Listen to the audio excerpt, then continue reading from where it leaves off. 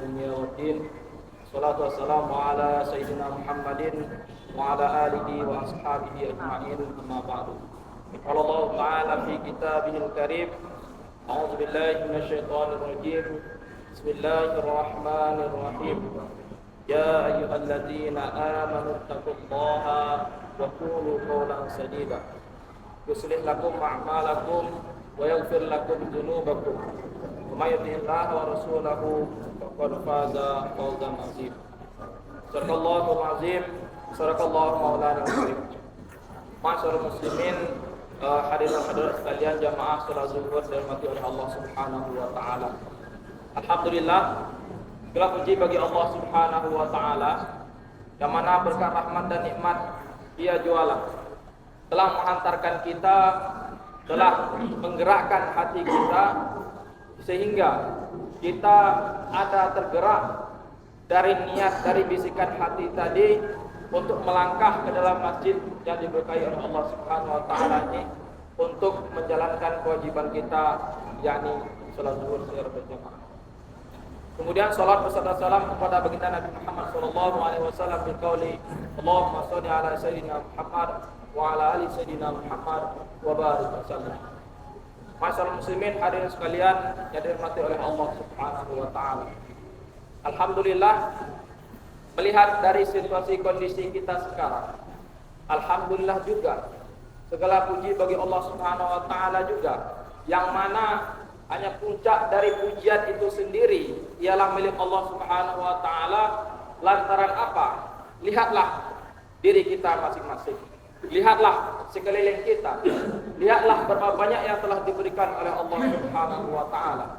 Lihatlah pula bagaimana aktivitas kita sehari-hari, bagaimana kita dari bangun tidur beraktivitas di siang harinya, kemudian hingga kita tidur terlelap lagi pada malam harinya, yang mana terkadang tidak ada jaminan bagi kita untuk hidup keesokan hari, namun kita masih memiliki keyakinan, namun kita masih memiliki keimanan kepada Allah Subhanahu wa taala, yang mana jika kita dibangunkan kembali esok hari ialah senantiasa untuk bersyukur, untuk beribadah kepada Allah Subhanahu wa taala.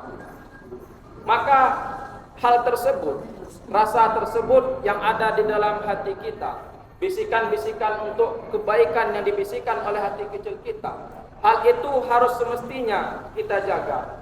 Sebagaimana kita menjaga jasmani kita, sebagaimana kita menjaga badan kita, sebagaimana kita menjaga seluruh anggota kita dari ujung kepala hingga ujung kaki.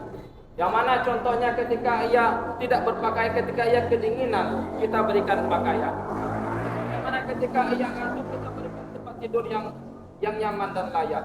Pun demikian yang lainnya, ketika ia lapar kita beri makan, ketika ia haus kita beri minum. Pun demikian kita harus menjaga wadah dari keimanan kita, wadah dari bisikan-bisikan kebaikan kita tadi, yakni sebagaimana disebutkan bahwa setiap jasad ialah ada segumpal daging, yang mana apabila idza shalahat shalahal jasadu kullu, ketika segumpal daging tersebut baik, maka baik pula jasad kita secara keseluruhan. Wa idza fasadat, dan apabila ia telah rusak, fasadal jasadu kullu, maka nampak pula dari sekalian anggota kita, maka nampak pula dari perilaku kita, nampak pula dari amal pekerjaan yang kita lakukan, pun sama rusaknya dengan segumpal daging tadi yang ada di dalam jasmani kita. Apa segumpal daging ini? Ialah ala wahyal qalbu, yakni hati kita.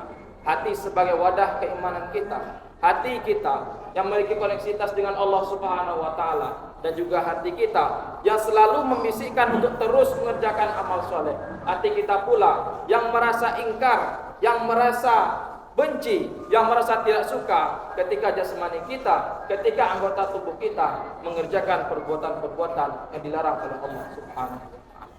Masyaallah muslimin, jamaah salat zuhur dirahmati oleh Allah Subhanahu wa taala. Maka dari itu, selayaknya bagi kita untuk menyadari, jangan sampai kita lalai karena aktivitas sehari-hari.